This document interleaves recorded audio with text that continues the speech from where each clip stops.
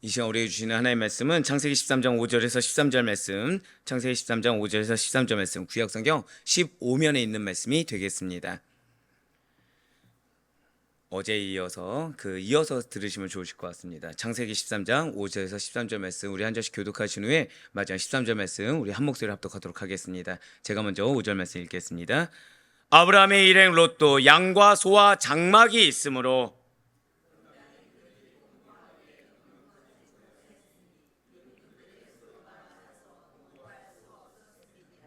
그러므로 아브라함의 가축의 목자와 롯의 가축의 목자가 서로 다투고 또 가나안 사람과 브리스 사람도 그 땅에 거주하였는지라.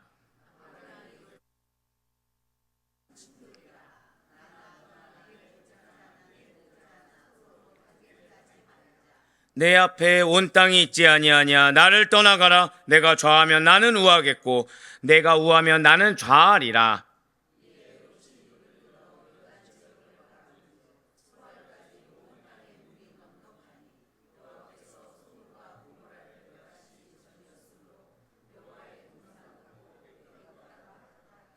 그러므로 롯이 요단 온 지역을 택하고 동으로 옮기니 그들이 서로 떠난지라.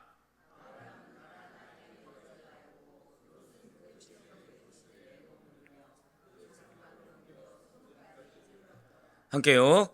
소돔 사람은 여호와 앞에 악하며 큰 죄인이었더라. 아멘. 할렐루야. 네, 오늘 변함없이 살아있는 주님의 말씀의 은혜를 사모함으로, 그리고 우리가 무엇보다 이렇게 하루의 시작을 어떤 환경과 어떤 상황 가운데서도 말씀과 기도를 하는 것을 주께서 기쁘게 받으시사 반드시 저 따라 고백하시겠습니다. 나의 삶에 개입하십니다. 예, 그렇습니다. 나의 삶에 말씀으로, 그리고 성령의 내주하신 은혜로 이렇게 개입하시는 하나님의 은혜를 확신함으로 기도응답 확신을 가지고 나오신 우리 모든 성도님들을 주님을 환영하고 축복합니다. 이 새벽에 우리 지금 창세기를 통해서 은혜 받는 귀한 시간을 가지고 있어요. 그 가운데 창세기 12장부터 25장까지는 누구의 생애가 기록되어 있다고 말씀드렸습니까? 예, 맞습니다. 아브라함의 생애가 소개되고 있다고 말씀을 드렸어요. 이런 아브라함은 다른 것이 중요한 것이 아니라 하나님의 언약을 받은 자다. 예, 바로 그것이 가장 중요하다고 말씀을 드렸죠. 하나님의 언약을 받은 자입니다. 그 언약이 무엇이었습니까? 하나님의 의와 사랑을 바탕으로 건설되는 하나님 나라의 백성으로서, 자, 여러분들 저 따라 고백하실게요. 내가 복의 근원입니다. 네, 그렇습니다. 바로 그것이 언약이라는 거죠. 네, 그렇습니다. 아브라함을 통해서 선민 이스라엘 민족의 역사가 시작된 것입니다. 비록 기근을 피해서 현실적인 생각, 인간적인 생각으로 애굽에 거하긴 하였지만 다시 본래의 자리로 돌아와서 가나안 땅에서 거처를 지금 꾸리고 있어요. 하지만 애굽에서 나올 때 아브라함은요, 자신의 모든 소유를 안전하게 보호하셨을 뿐만 아니라 하나님의 은혜로 말미암아 재산이 더욱더 불어났다는 것이죠. 그러면서 어제 무슨 말씀을 드렸습니까? 신앙의 성장통이 있다. 우리의 실수까지도 신앙의 성장으로 일으킬 수 있기 때문에 우리 반드시 무엇을 해야 된다 말씀드렸나요? 인정해야 된다, 회개해야 된다 말씀을 드렸습니다. 자, 그런데 중요한 것이 있다는 거죠. 이러한 하나님의 복주심의 결과, 분명히 물질을 주시고 하나님께서 은혜의 결실을 많이 주셨어요. 그것이 아브라함과 롯의 경우에는 분리의 씨앗이 되었다는 것입니다. 그래서 어제 설교 말미 부분에 그런 말씀 드렸죠. 여러분들에게 하나님께서 분명히 축복을 주십니다. 믿으십니까? 그런데 그 축복이 우리가 믿음이 없을 때는 이 축복이 나에게는 마치 고난의 씨앗인 것처럼, 분리의 씨앗인 것처럼, 실족의 씨앗인 것처럼 우리가 느껴질 수 있다고 말씀을 드렸어요. 자, 맞습니다. 지금 아브라함과 롯이 그것을 보여주고 있다는 것이죠. 자, 무슨 말씀입니까? 아브라함의 재산만 늘어난 것이 아니라 문제는 롯의 재산도 아브라함처럼 많아지게 되었다는 거예요. 자, 사랑하는 성도 여러분들, 만약에 여러분들의 자녀가 갑자기 여러분들로 말미암아 부유해졌습니다. 예, 지금 아멘이 저절로 이제 나오는 거죠. 예, 부유해졌어요. 엄청 부유해진 겁니다. 근데 부유해지다 보니까 내 자녀가 부모 알기를 어떻게 알아요? 갑자기? 예, 갑자기 보면 안 됐어요. 예, 몇몇 분들이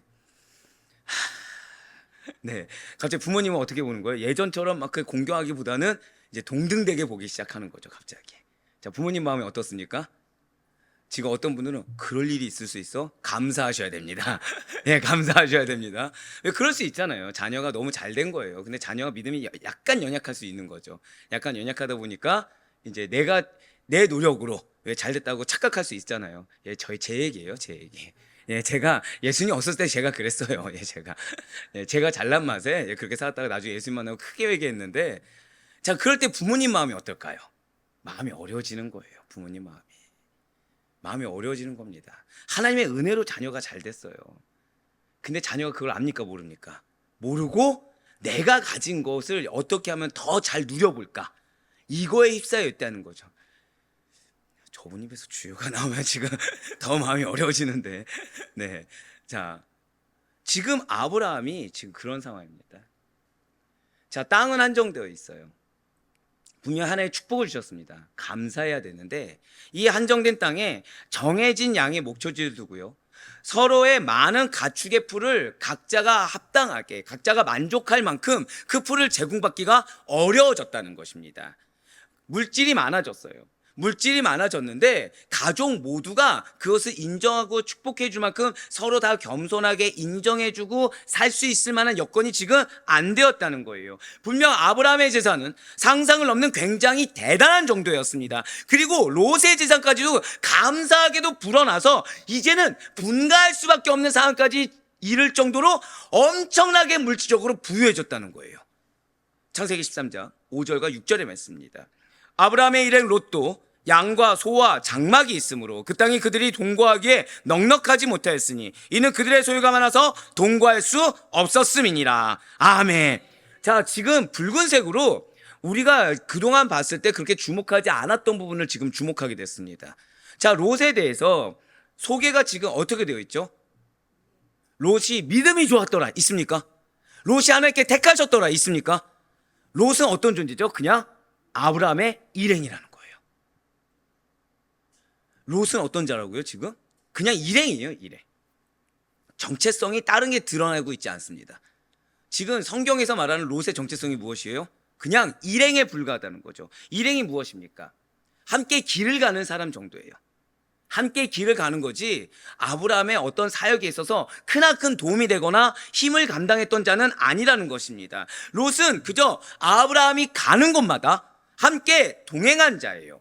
그러한 롯을 아브라함은 단순히 친척 이상의 관계를 뛰어넘어서 영적 공동체의 일원으로 동반자 의식을 가지고 그를 친밀하게 대했다는 것이죠.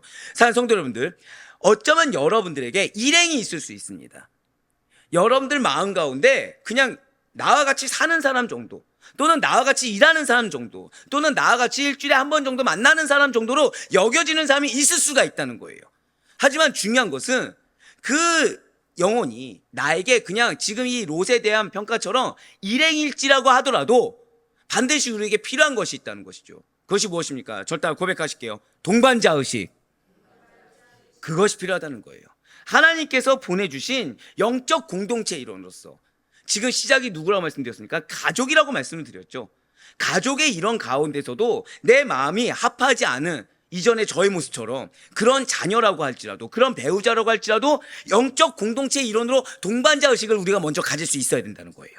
직장도 마찬가지고 교회 공동체도 마찬가지고 하나님이 보내주신 영혼에게는 절대 고백하실게요. 이유가 있습니다. 그거를 믿어야 된다는 거죠. 이유가 있다라는 믿음으로 영적 공동체 일원을 가지고 내가 동반자 의식을 가지고 그를 친밀하게 대할 수가 있어야 된다는 것입니다. 그런데 지금 중요한 것은 성경에서는 이 롯이 지금 어떻다고 말을 하고 있습니까? 롯 역시도 양과 소와 장막이 있었다라는 사실과 더불어서 소유가 많아서 동거할 수 없었다는 말을 이어서 지금 표현해주고 있어요. 그럼으로써 지금 아브라함과 롯은 더 이상 일행으로서의 동반자가 아니라 더 이상은 같이 동거하지 않는 분리. 절대 고백하실게요. 분리. 예, 분리를 통해서 각자의 길을 갈 거라는 사실을 암시해주고 있다는 거죠. 네, 그렇습니다. 6절에서 그들의 소유가 많아서, 저 소유가 많다라고 말씀함으로 말미암아 이러한 소유가 롯이 어떠하든지 간에, 롯의 입장이 어떠하든지 간에 아브라함이 영적 공동체 일원으로 동반자 의식을 가지고 대했음에도 불구하고 이 소유, 이 축복이 결국에는 아브라함과 롯의 분리의 결정적 원인이 되었다라는 것을 지금 말씀이 증거해주고 있다는 거예요. 그런데 자, 어제 분명히 그런 말씀을 드렸죠. 재산이 많아지는 것은 성경에서, 구약에서 무엇을 뜻한다고 말씀드렸습니까? 하나님의 축복이라고 말씀을 드렸습니다. 자, 이렇게 하나님의 축복이 이렇게 소유가 많다는 것이 왜 아브라함과 롯으로 하여금 동행 관계에서, 영적 동역자 관계에서, 동반자 관계에서 분리의 관계로, 이별의 관계로 나아가게 된 것입니까? 어제 말씀드린 대로 소유가 많다라는 것은 성경에서 하나님의 복주심의 결과로 나타내고 있는 것은 맞습니다. 하지만 우리가 여기서 반드시 잊지 말아야 될 것이 있다는 거예요. 자, 먼저 우리 한번 선포하고 시작하실게요. 나에게 축복을 주십니다.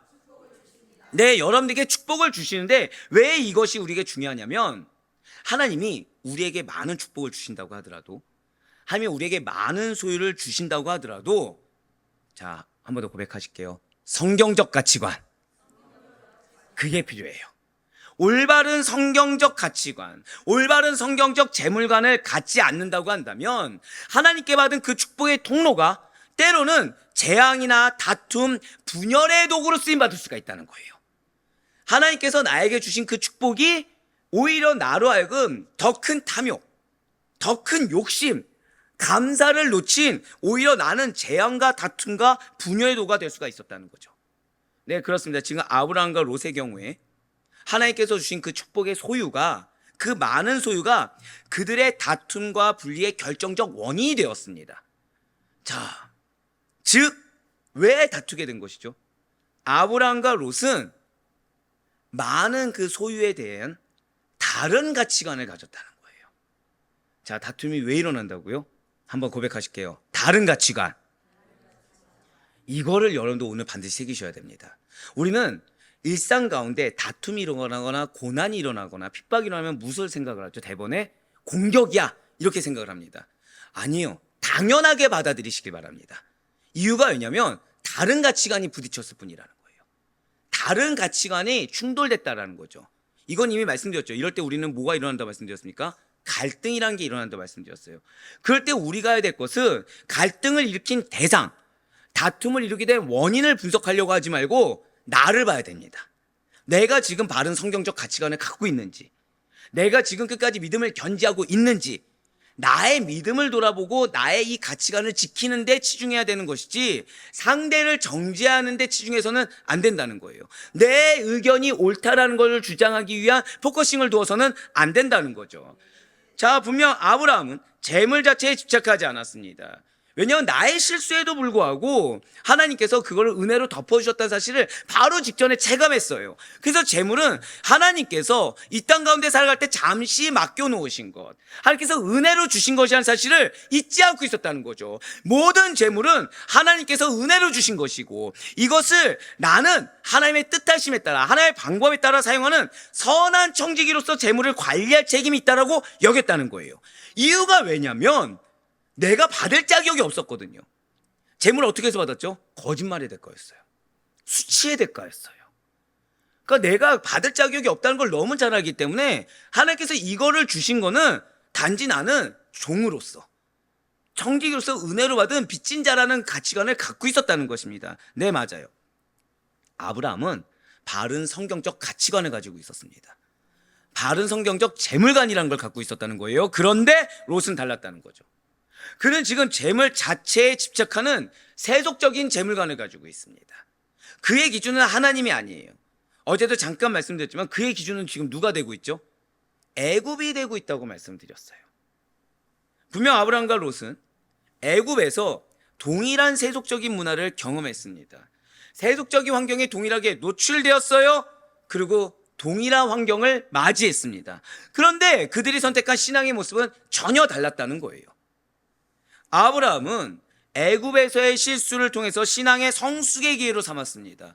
하나님께서 이 실수 가운데 은혜를 주신 것이 나에게 신앙의 성장통으로 신앙의 성장을 바라신다는 것을 분별했어요. 그래서 세속적인 것을 극복한, 자, 저 따라 고백하실게요. 여호와 중심. 네, 맞습니다. 여호와 중심의 신앙으로 가나안으로 돌아온 겁니다. 롯은 애굽을 거쳐오면서 세속적인 것에 집착하는 성향을 그대로 유지했어요. 하나님의 은혜로 주신 그 결과물에 도취되어 버렸다는 거죠. 그래서 세상 중심의 인본주의적 사상을 가지고 이거를 극복하지 못한 채 가나안으로 돌아와 버렸습니다. 이 둘의 신앙은 이미 애굽에서 가나안으로 돌아오는 그 과정 가운데 벌써 차이가 나기 시작했다는 거예요. 동일한 사건 앞에서 분별력이 있냐 없냐, 스스로의 믿음을 바라보고 지켜보았느냐 안 보았느냐, 그 가운데 나의 가치관을 하나님 중심으로 가져갔냐 아니면 세상으로 그대로 내버려 두었냐, 그 차이에 따라서 벌써 시작부터 차이가, 갭이 벌어지기 시작했다는 거죠. 그렇기 때문에 사실은 물질이 많아져서 목초지가 부족해서가 아니라 이미 시작부터 가난해서 아브라함과 롯이 동행할 수 없는 것은 불보듯 뻔한 결과인 것입니다. 제가 여러분들을 우리 아델포의 교회에서 기도할 때 이거를 두고 기도해요. 이걸 두고 기도합니다. 우리에게 주어진 동일한 말씀이 누군가에게는 신앙의 성숙의 기회가 되지만 누군가에게는 그냥 시간의 흐름이 될 수가 있어요. 그렇지만 우리 아델포의 교회 성도님들은 단 한 명도 그러지 않길 바라는 마음으로 기도하고 있습니다. 신앙의 갭이란 건 벌어질 수가 있어요. 하지만 시작이 달라서는 안 돼요. 모든 시작점은 동일해야 됩니다. 모든 시작점은 하나님의 말씀 앞에 우리가 아멘으로 마음에서부터 순복할 수가 있어야 된다는 거예요. 이것을 누구의 말씀을 받아들여야 됩니까? 내 말씀으로 받아들여야 된다는 거예요. 그렇습니다. 아브라함과 롯은 시작부터 달라져 버렸어요. 한마디로 아브라함과 롯의 비전은 달랐다는 것이죠. 그렇기 때문에 이 둘은 엄밀히 따지면 신앙의 동반자가 더 이상은 될 수 없는 지경에 이르렀다는 것입니다. 일행에 불과한 자, 그 자를 아브라함은 선대했습니다. 영적 동반자로 여겨주었어요. 동반자 의식을 가지고 선대하고 친밀하게 대해주었습니다. 하지만 때가 다다르니 그 기회라는 것은 끝까지 이루어지지 않았어요. 때가 되었을 때 동일한 사건 앞에서 다른 생각과 다른 가치관과 다른 의지를 가짐으로 말미암아 그들의 결과물은 확연하게 다르게 되었습니다. 그리고 가나안에 정착하고 나서 이렇게 예상된 결과는 안타깝게도 현실이 되어버렸어요. 창세기 13장 7절의 말씀입니다. 그러므로 아브라함의 가축의 목자와 롯의 가축의 목자가 서로 다투고 또 가나안 사람과 브리스 사람도 그 땅에 거주하였는지라. 아멘. 그렇습니다. 아브라함과 롯의 목자들은 가축들을 먹일 목초지가 부족해서 늘 서로 다투었어요. 팔레스타인 지역에 몰아친 기근으로 인해서 아브라함이 그거를 피해 애굽으로 가지 않았습니까? 그렇기 때문에 아브라함이 롯과 함께 다시 가나안으로 돌아왔을 때 당시에 이 지역, 이 가나안 지역은 기근에서 회복되었을까요? 회복되지 않았을까요? 아직 회복되진 않았다는 거예요. 아직 기근에서 완전히 회복되지 않은 상태여서 여전히 목초지는 부족한 상태였다는 거죠. 그리고 이미 그 땅에 지금 누가 살고 있다고 나왔습니까? 가나안 사람과 브리스 사람이 또 살고 있는 거예요. 그러니까 가뜩이나 부족한 목초지가 더 부족해졌습니다. 부족한 것이 더 심해질 수밖에 없다는 거예요. 자, 지금 아브라함의 입장에서는 문제가 터졌습니다. 이거를 인간적인 방법으로 해결하려고 했어요. 해결하려고 했습니다. 가서 인간적인 방법으로 해결하려 했더니 뭘 당했습니까? 수치를 당했죠. 근데 하나님 은혜를 주셨어요. 그 신앙의 성장 이런 걸 딱 가지고 왔습니다. 현실에 왔어요. 지금 무슨 상황에 도래됐다고요? 또 다른 문제가 발생했다는 거예요. 사랑하는 성도분들, 어쩌면 여러분들이 신앙의 어떤 문제 앞에 신앙의 결단을 할 수 있어요.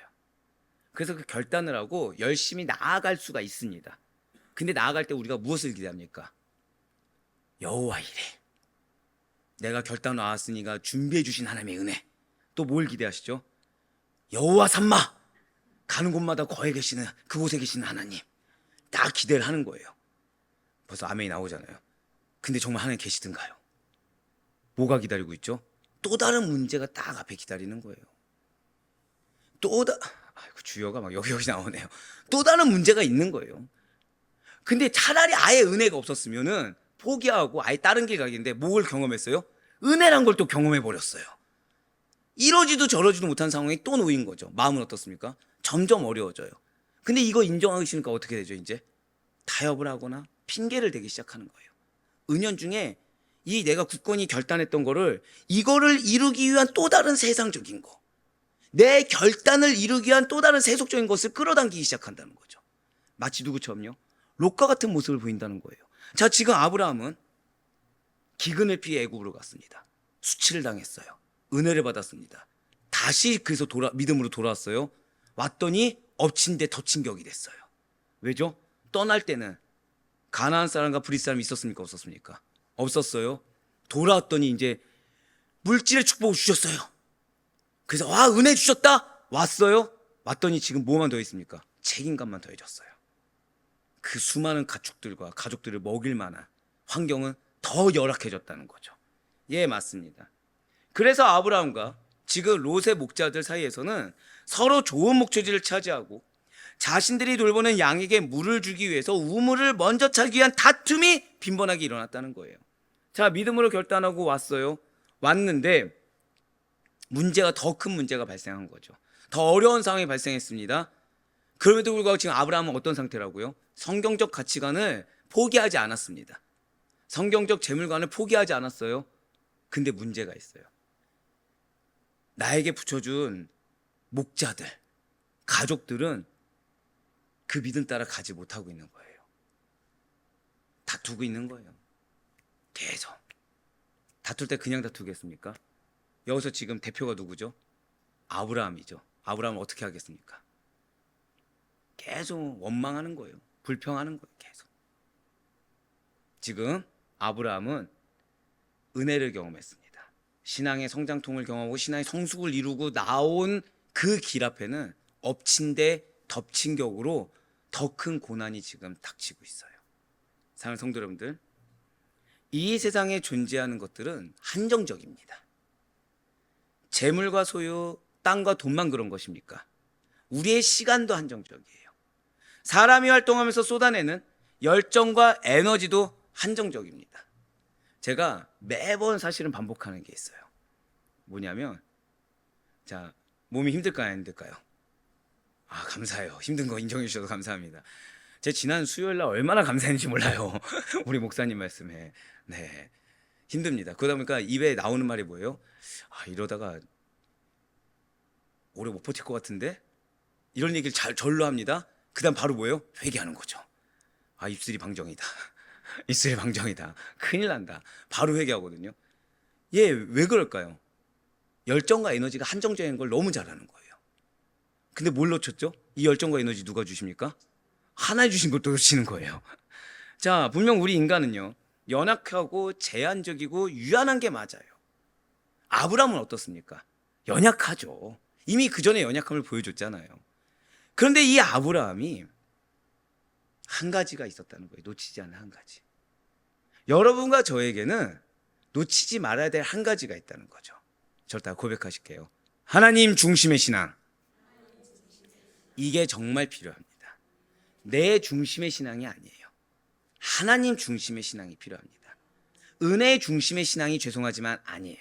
왜 이렇게 말씀드릴까요? 우리 은혜하면 다 뭘 바라는 거죠? 결과물을 바라는 은혜만 생각하기 때문에 구원의 은혜를 생각하지 않거든요. 그 은혜 중심의 신앙도 아닙니다. 죄송하지만 하나님 중심, 예수 그리스도 중심의 신앙이 돼야만 된다는 거예요.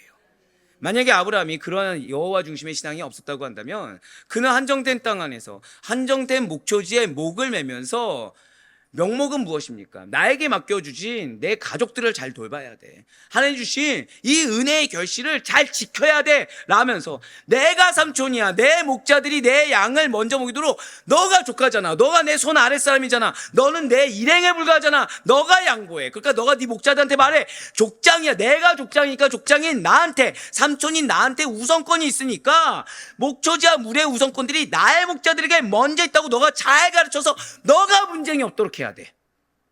자, 지금 고쳐야 될 사람을 누구라고 얘기하고 있는 거예요? 다 롯. 이렇게 욕심을 내서 가르쳤겠죠. 근데 여호와 중심의 신앙이기 때문에 그는 결과물을 지킨다는 명목하에, 그는 양들을 지킨다는 명목하에 신앙을 포기하지 않았어요. 아브라함은 그러한 인간적이고도 세속적인 방법을 취하지 않았다는 거죠.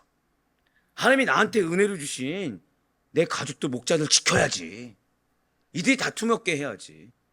이런 말 하지 않았어요. 주신 이가 하나님이시면 걷어가는 이시도 하나님. 주신 이가 하나님이시면 지키든 와해시키든 하신 이는 하나님. 아브라함은 그 신앙이 있었다는 거예요. 아브라함은 당시 연장자를 우선시하는 유대문화, 기득권이라는 프레임에 절대 갇혀있지 않았습니다. 그는 자신의 수치를 은혜로 덮어주시는 하나님의 진정된 은혜를 잊지 않았어요. 결과론적에 빠지지 않았다라는 거죠. 삼촌과 조카라는 혈연적 관계에도 매이지 않았습니다. 그가 매인 것은 오직 단 하나, 하나님이었다는 거예요.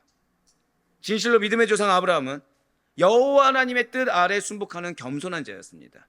그가 붙드는 것은 언약이었어요. 언약을 주신 하나님이었습니다. 그래서 다툼보다는 주 안에서 협력하고 주 안에서 연합하며 화평을 추구하는 자, 평화를 사랑하는 온유한 자가로 나아갈 수가 있었어요. 아브라함은 하나님과 나 사이의 바른 관계를 정립하는 대신 관계를 중요하게 생각하는 동시에 하나님의 형상대로 지음받은 인간이 그들 상호 간에 있어서도 화평한 관계를 이루어야 하는 대인 관계 또한 중시했다는 거죠. 비록 나의 일행이었던 롯은 세속적인 생각을 할지라도 그를 누가 붙여주셨습니까? 하나님이 붙여주셨기 때문에 내 목자뿐만 아니라 누구도 중요한 거예요. 롯의 목자까지 중요한. 그들이 나를 통해 누굴 만나야 되는 겁니까? 하나님을 만나도록 하는, 절대 고백하실게요, 자기 희생. 자기 희생을 보여줬다는 거예요. 하나님 사랑과 이웃 사랑을 진실하게 실천한 자가 바로 아브라함이었던 것입니다. 수많은 나의 윗지를 위태롭게 하는 그런 목자들의 소리 듣지 않았어요. 하나님 주신 것을 지키겠다는 사실은 내 욕심을 감춘 탐욕의 프레임에 갇히지 않았습니다.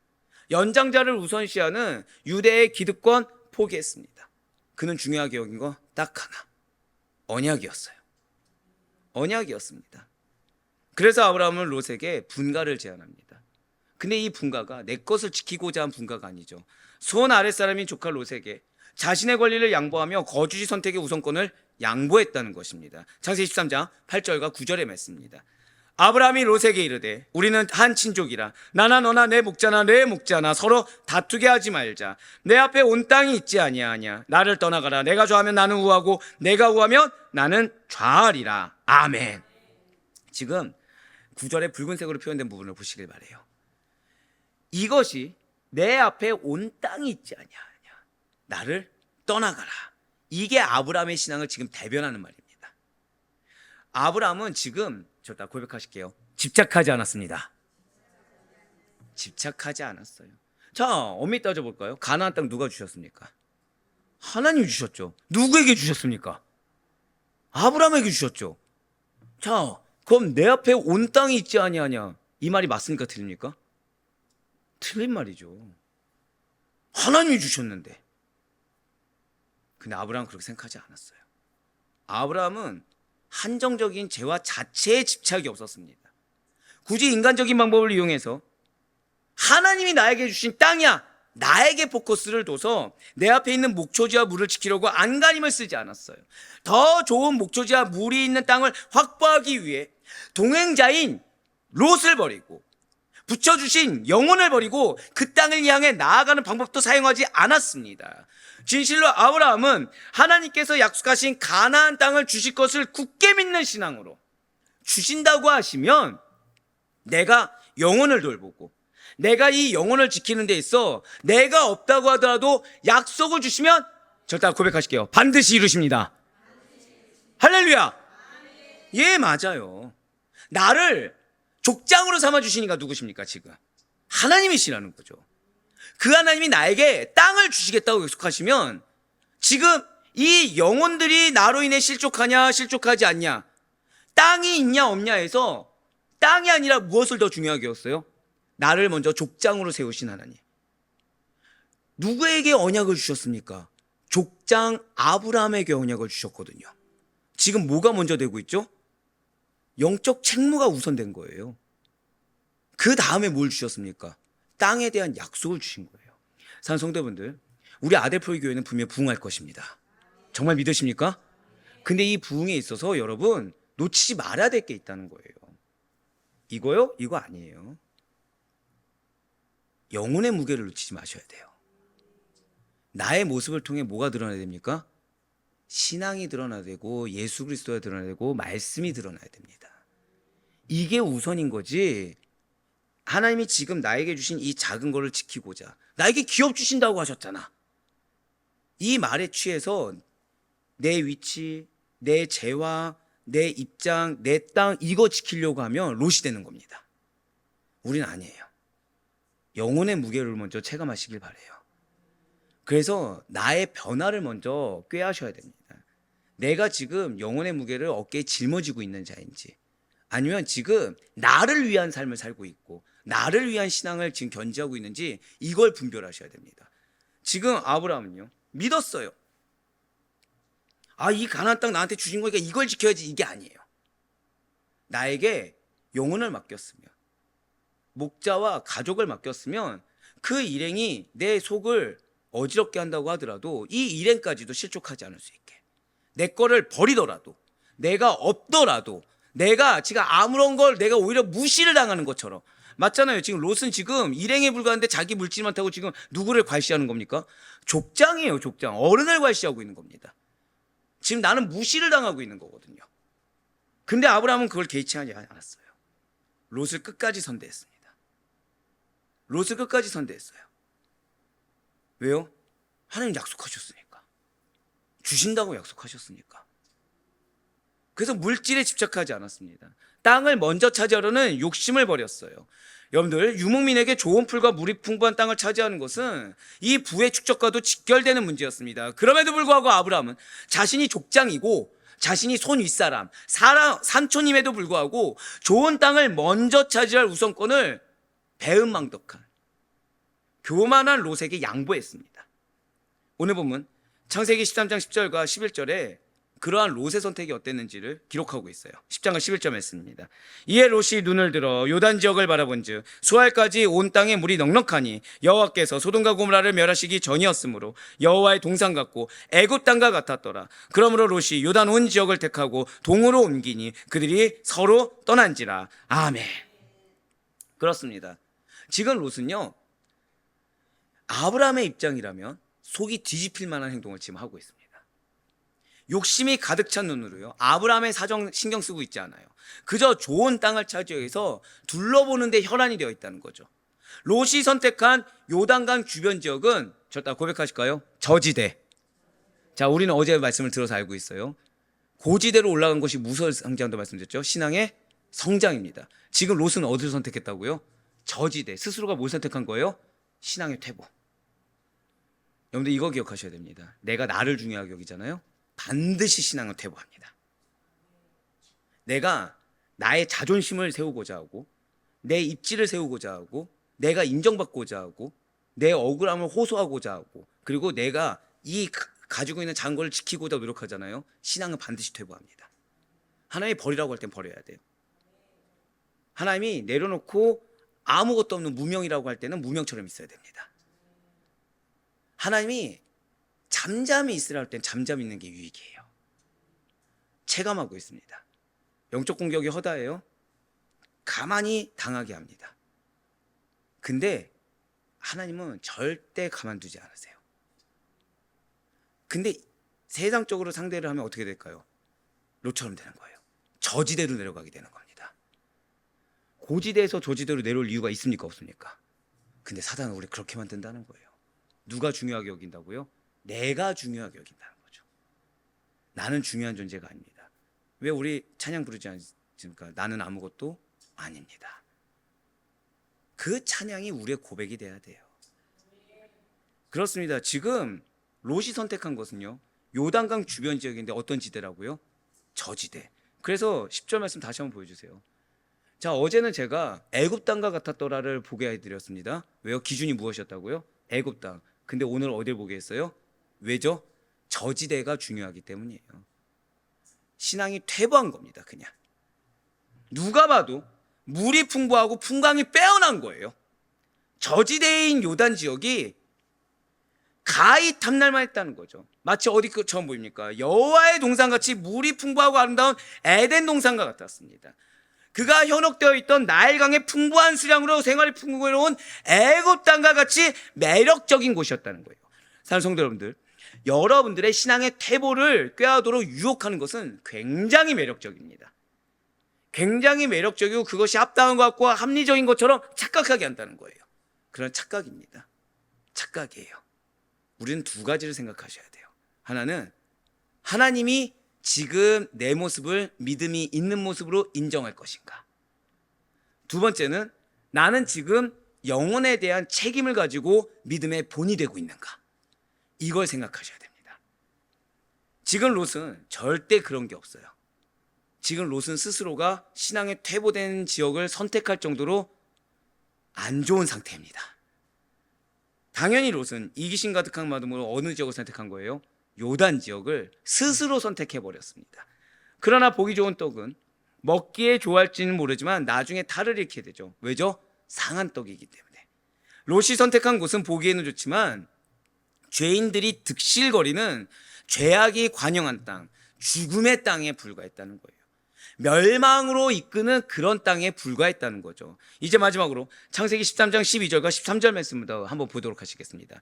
아브라함은 가나안 땅에 거주하였고 롯은 그 지역의 도시들에 머무르며 그 장막을 옮겨 소돔까지 이르렀더라. 소돔 사람은 여호와 앞에 악하며 큰 죄인이었더라. 아멘. 지금 아브라함은 어디에 거주했다고요? 그냥 믿고 거주했어요. 자, 지금 여기에 문제가 있습니까 없습니까? 가나안 땅에 문제가 있었죠. 여러분들 잊어버리시면 안 돼요. 지금 여기 누가 있죠? 지금 목초지도 부족하고 가나안 사람, 여부스 사람도 지금 있다는 거예요. 지금. 그러니까 계속해서 분쟁이 일어날 만한 그곳에 그냥 가만히 있었다는 겁니다. 여러분들 약속을 믿는다는 건 이겁니다.